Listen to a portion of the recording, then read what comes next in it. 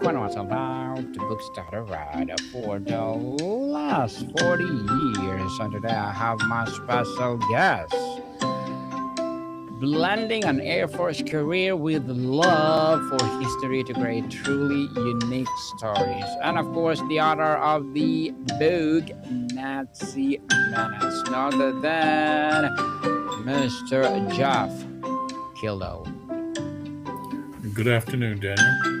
Good afternoon, Mr. Jeff, and thank you so much for being part of Book One Review. And can you please introduce more about yourself that I miss?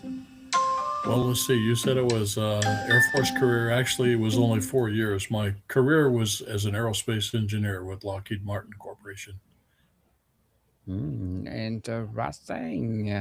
And thank you so much for sharing your knowledge and wisdom to the world. Mr. Jeff, thank you. And today let's talk about the Nazi menace.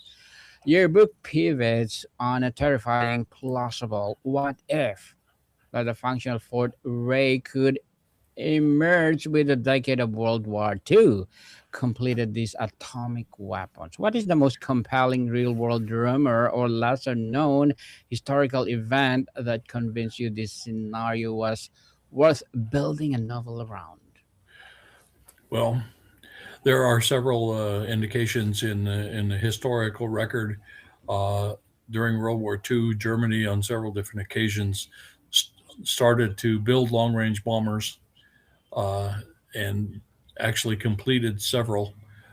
There was one that would, the Messerschmitt, let's see, what was it, 264, I believe, that was called the America Bomber with K for America, that had the capability of flying. But as typical with Nazi decision makers, they wouldn't make a decision, or they would make a decision too late for it to matter. So the technical capability in World War II was there. It just was a very very difficult problem.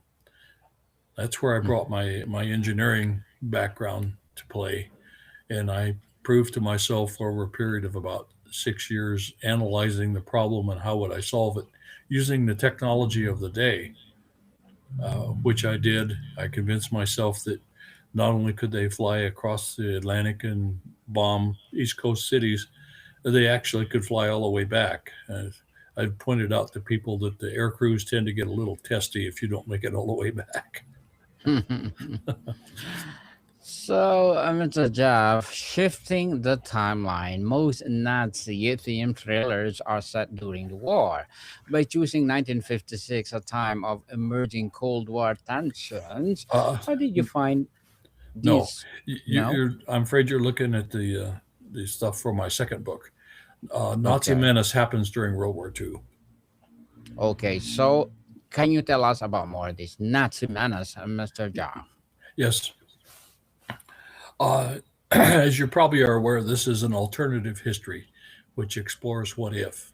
And the question in this case, what if? What if the Germans could fly across the Atlantic and bomb New York City? Uh, Whenever I start out to work on a document or a book like this, I carefully look at the actual history. If you're going to do alternative history, seems like you ought to know what the actual history was. And what I discovered in about 1936, there was a German general, a Luftwaffe general named Walter Weaver, who was a big proponent of long range heavy bombers. Uh, as you probably know, in any bureaucracy, if you have an idea, you have to have a sponsor for that idea in order to make it go anywhere. Uh, and he was pushing very hard. And then in 1936, he was killed in an aircraft crash.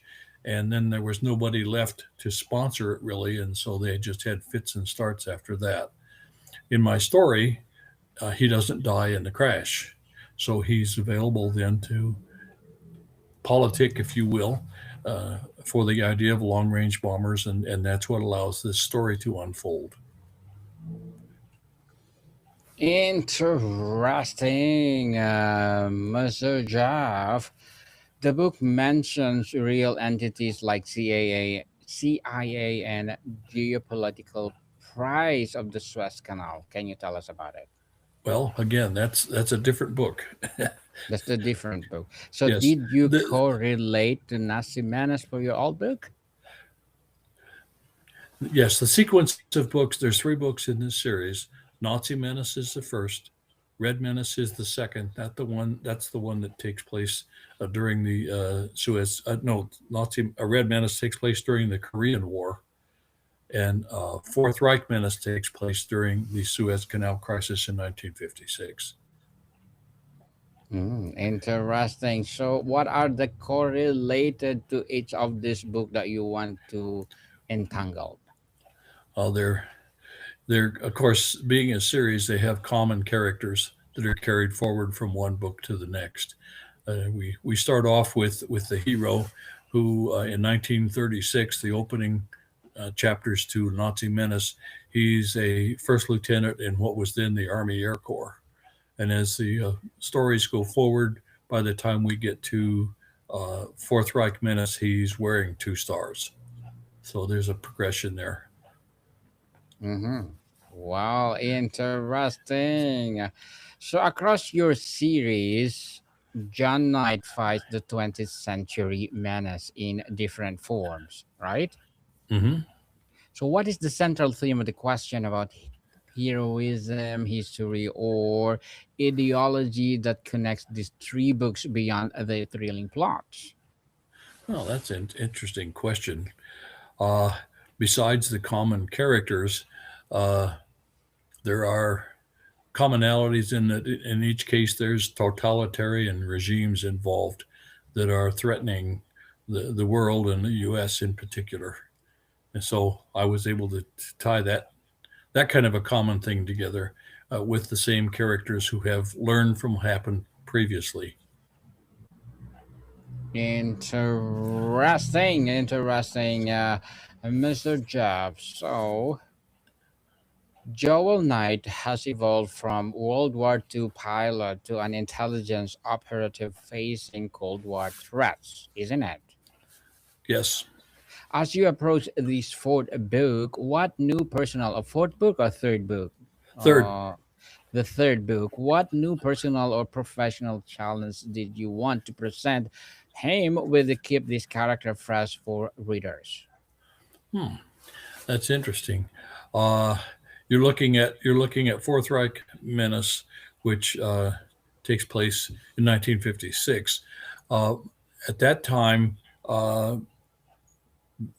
the world was pretty much focused on what was going on in Europe because that was during the time when Russia invaded Hungary to put down the revolution and the Suez Canal crisis. It was actually a war.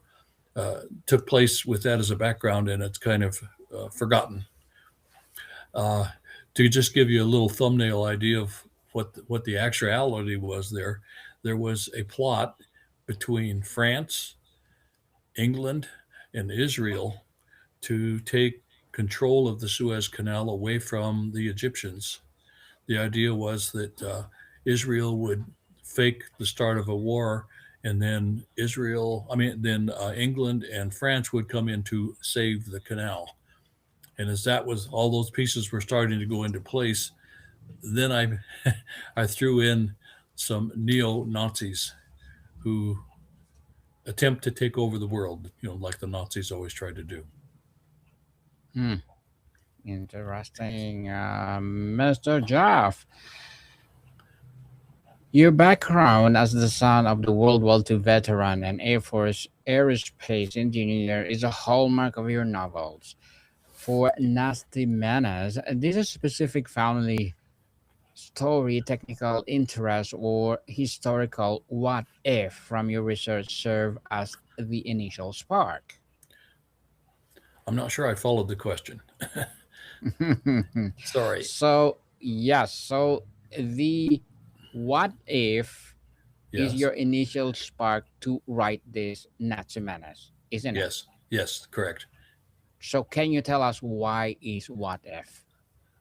Oh, well, because that it never happened, and it was fun to explore what might have happened had it done so. A unique Hmm. thing about this book Nazi Menace is that most of it takes place in the United States during World War II, which is an unusual thing for a war novel. And I found actually when I was researching that there's not a whole lot written about what it was like on the civilian side during World War II. So I had to really kind of scramble to make that look real. And then, of course, with the Nazis bringing their bombers across the Atlantic, the war came to us, and so we had to defend it. And that's where my hero Joel Knight comes in.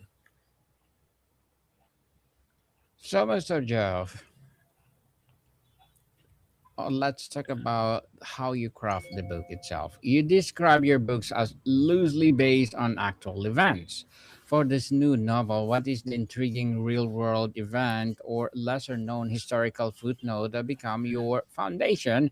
And where did you feel most free to diverge into fiction? Okay, that's an excellent question, Daniel. Uh, Thank you.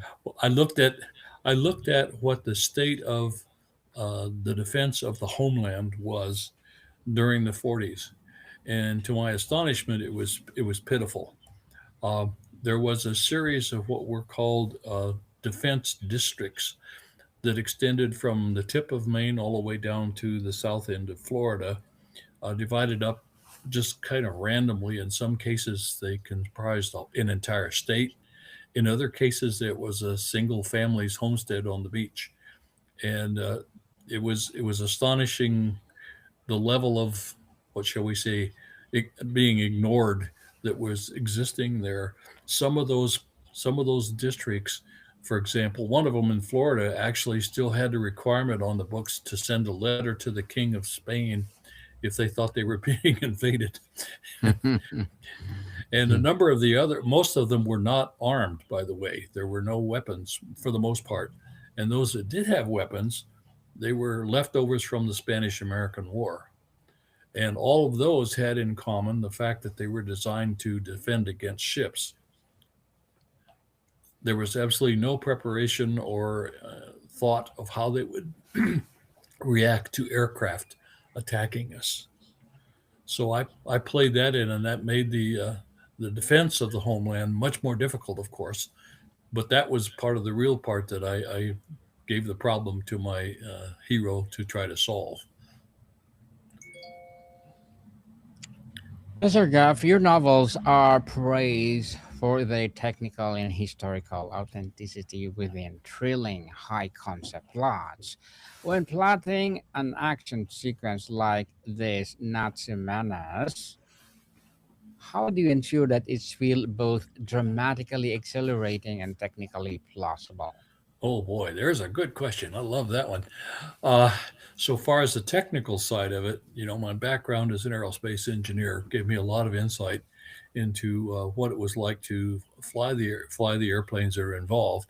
And I'll say as an aside, part of my research, I got copies of the pilot handbooks for a number of the aircraft that are involved, so that I understood what the pilot was going through.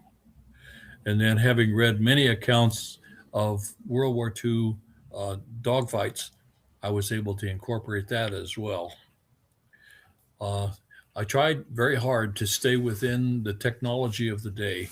It's real easy to solve a problem 80 years ago using today's technology for the most part, but solving these problems using what was available then is a whole different kettle of fish, if you will. So, Mhm. uh, trying to make the story exciting, that's part of the job of the novelist. Is to first capture your attention and then keep it by the way the story comes together. And I try very, very hard not to do anything that will cause the reader to lose his suspension of disbelief. That's that characteristic. You probably understand what I'm saying. That we have if we go to watch a movie, for example, we know it didn't actually happen, but we just kind of set that aside and enjoy the entertainment. And that's a similar thing with the book. However, with the book, if you do something that jars the person out of that suspension of disbelief, for example, if someone is technologically knowledgeable, say on a specific airplane, and I make a mistake when I talk about it, that's going to blow it for him. Uh, he's no longer interested because I've lost his attention. I've lost his believability. So it's a challenge, and I scour my work a lot in the process of writing to make sure that it meets that test. Very well said, Mr. Jeff. Very well said. Your work fits into a tradition of alternative history and secret war thrillers. What do you believe is the key to making an outlandish seeming premise like surviving Nazi colony feeling gripping credible to the reader? Oh, that's a good question. You're just full of good questions. Thank you. First of all, you have to create believable characters. Once the reader gets comfortable with the characters and sees them as someone they can relate to one way or the other, then you're halfway home. And then that's where maintaining the flow of history actually or from my imagination, and if I do my job right, the reader doesn't really know when that transition has happened. Then I can pull them into the story and they go along with me. Mhm. So the titles Red Menace and Nazi Menace point to ideological threats. In your view, is the menace in these stories purely historical ideology, or is it timeless human capacities for fantasism and tyranny that they represent? It's some of both, Mm, actually. Yes. uh, it's easy when you're trying to write this kind of a book. You have to have a believable bad guy or a okay. believable bad system, and Nazism and communism are kind of, you know, easy easy to set up in that kind of a role, and they're believable because of the actual history that people are aware of and are used to. Yes, definitely. So, Mr. Jeff, as an author, what are your short term and long term goals? Well, I have a fourth novel that is in the hands of the publisher. It's up to her to decide whether or not it wants to go. That is part of this series, and then continuing on from that, I have given myself a challenge. Uh, One of the things they tell you as a beginning writer is to never write in the first person. Mm-hmm. And I decided I would give that a try, and I flailed around pretty hard at first until I figured it out. And then my story really kind of took off. And I'm writing along, and I realize, how if you write on Word, there's that little word counter down in the left corner. Well, Mm-hmm. most novels of this type are in the 85 to 95,000 words. Well, I was over 120,000 words. So I had a choice. I could either take a lot of the story out, or I could break it into two books. So I decided to break it into two books. And the other thing I'm doing that's interesting as a challenge to me as a writer, that I think the reader will enjoy, and that is what's called a character arc. In most stories, you start off with a character. In my case, the Joel Knight hero. He's kind of a brash, full of himself, hotshot pilot, and he has to mature to the point where he later on becomes a general. So there's a character arc there. The reader can see him change. Well, just to make it interesting in this book that I'm working on, I gave one of my characters a reverse character arc. That is to say, at the beginning of the book, he's an admirable person. He's somebody that you wouldn't mind knowing. He's got an important job in the society that he's in, and then he gets seduced away from it and becomes what he hates by the end of the story. I'm not quite there yet. I'm still working on it, but that's what'll happen. Good luck to your goals, Mr. Jeff, and looking forward for that book and more success for sure. And what would be your piece of advice for those people out there who want to be an author like you? Well, the first thing you should do is start writing. and you should write as often as you can. The second thing I would strongly recommend is look around and find yourself a writers conference that's somewhere close to you. You will be amazed how much you will learn and how much you think you knew that you don't know. Mm-hmm. I think I have gone to perhaps 13 or 14 conferences since I started seriously writing in 2004. Well, thank you for that advice, Mr. Jeff. And can you please recommend a book or books that influence your journey? Say that again. Books that influence your journey, or Oh book. my! I have a vast collection of books, both on history, World War II history mostly, and I have a large number of books on aircraft from that era, uh, from both the Allied and the Axis side. So I'm able to go to factual information wherever I can. I also make sure that I go to museums that have aircraft that I'm writing about, so I can see what I'm talking about.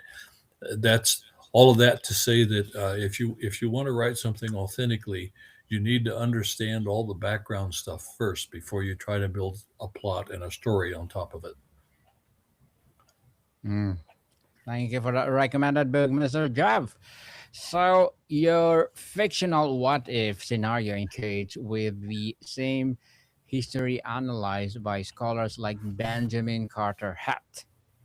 Where do you see this role of novelists in the public understanding of history compared to the historians? Hmm. Uh, a lot of historians, if they're not careful, tend to write very dry descriptions of what happens. Uh, there's the opposite danger there too. You know, if they go overboard the other way and try to make it too much entertainment, then the actual story of the history doesn't come across. So they have a more serious vein that they have to take.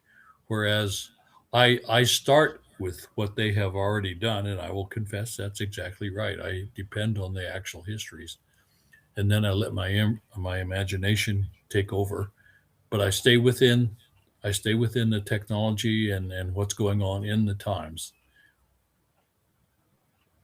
Yeah, so, Mr. Job, before we wrap up our discussion for today, I'm inviting you to please do listen to my other podcast, people, because my abstract essay is already in sixth season, abstract poetry, and third season, and my book 101 review and sixth season too, comedy 101 third season, and my food 101 and sixth season as well, geography 101, love letters, movie 101 review, music 101, our fifth season, Science 101, Sex 101 in its fourth season, Trivia 101, Law 101, Love Letters, Mental Health 101, Motivation 101, Entrepreneurship 101, and of course, my Bible Verses 101 are my baby podcasts. Please listen to them wherever you listen your podcast. So, Mr. Jeff, for your fans who have followed Joel Knight from American Under Attack to now Nazi Menace, or this one, the Nazi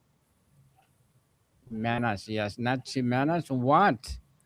Or what would you say is the core reason to embark to this next adventure with him?